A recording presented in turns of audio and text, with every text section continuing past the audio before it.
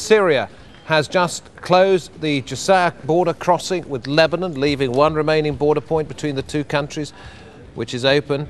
Syria had already closed two other crossings since violence broke out in a Palestinian refugee camp between the Lebanese army and Fatah al-Islam fighters last month. The move comes as the United Nations and the Lebanese government allege that fighters and weapons are being smuggled across the border. Ziena Khodr has more. There is a military base in this remote valley in eastern Lebanon, close to the Syrian border.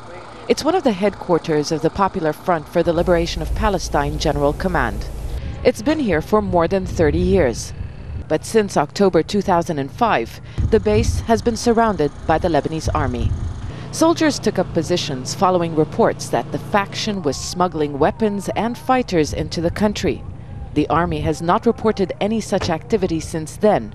But now, the Lebanese government, along with the United Nations, claim that the group is rearming.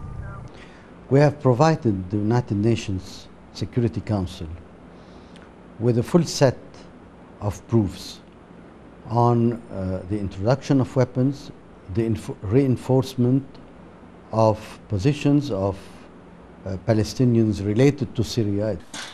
The PFLP-GC and other groups allied with Syria like Fatah Intifada insist the weapons won't be used against Lebanon, but they have no intention of dismantling their bases. When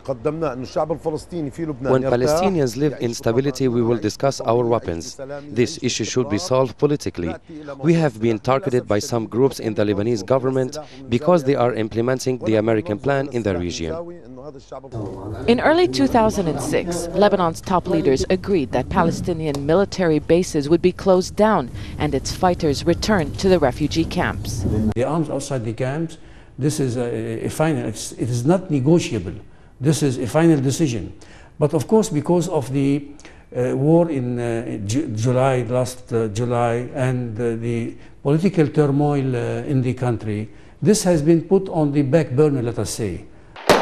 For over a month, the Lebanese army has been battling fighters from Fatah Islam in the Palestinian camp of Nahr el-Bared in North Lebanon. Mainstream Palestinian groups don't recognize the legitimacy of Fatah Islam and deny it has any links to the Palestinian cause. The armed Palestinian presence in Lebanon has come under renewed scrutiny following the crisis in Nahr el-Bared. Almost 3 years ago, the UN adopted Resolution 1559, which calls on Lebanese and non-Lebanese groups to disarm, a reference to the Palestinians. But government officials are insisting they have no intention of opening up new fronts, at least for the time being. Palestinian camps are off limits to the Lebanese state under an Arab agreement reached decades ago. All factions are armed. Regulating weapons inside the various camps is a government demand as well. But so far, there has been no consensus among Palestinian groups on how this can be done. Ziena Khodr, Al Jazeera, Lebanon.